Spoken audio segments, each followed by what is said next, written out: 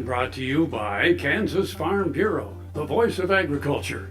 To join today or more information, go to kfb.org or find us on Facebook and Twitter. Thomas Fox Averill is familiar to many of our viewers. Professor emeritus at Washburn University, Tom spent 37 years sharing his passion for words and for Kansas. I was among the students fortunate enough to benefit from his insight and generosity.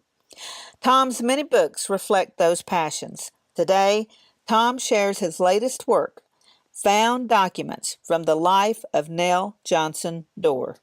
Found Documents from the Life of Nell Johnson Doerr is the story of Nell Johnson. She marries a man named Doerr. She actually had her beginning as a little baby in my novel Road, where she was discovered by my heroes in a burning cabin, and both her parents were dead.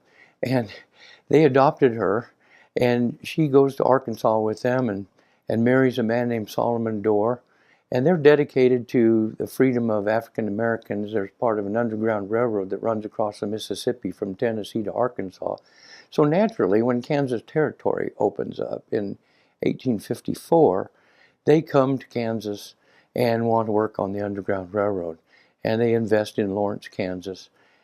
But then Quantrill's raid happens in 1863, and Nell again finds herself in a burning building with everyone around her that she loves dead, her husband killed in Quantrill's raid.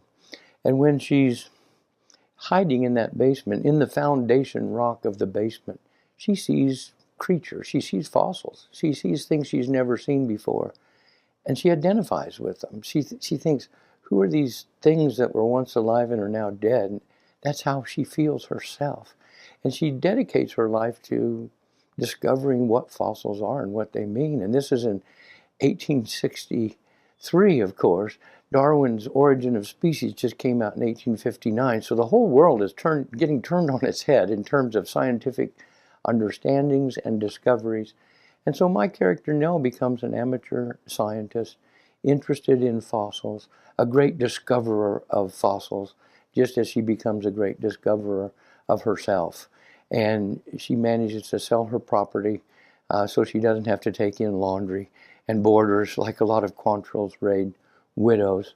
And she dedicates her life to understanding this and eventually sends her specimens to Washington and even writes a paper about fossils that's accepted by the kind of amateur scientific community that was so big in Kansas and in the nation in the 19th century. So the book runs from 1854 with the opening of Kansas to about 1890. And one of the things that makes the book unique is that I like to pretend and I like people to believe that Nell is a real person, and that I've discovered her letters, her diary entries, her sketches, newspaper articles about her, notes that she makes to herself. So I've created sort of a fake archive. And this is Nell all through her own written word as she writes to her family, to her friends, as they write to her. So it's archival fiction, I guess you would call. I've done a lot of research in libraries, love libraries, and sort of created my own library to pick and choose through. Nell's a very independent woman and very even-minded and represents a lot of what I think is the best parts of Kansas in the 19th century. Free-spirited, liberal, working for causes. And I guess I put Nell in the world because I wish she had been in the world. That's it again. I'm Frank, she's Deb, and we'll see you somewhere around Kansas. Closed captioning brought to you by Ag Promo Source. Together we grow. Learn more at agpromosource.com. Kansas is more than tornadoes. We're the best part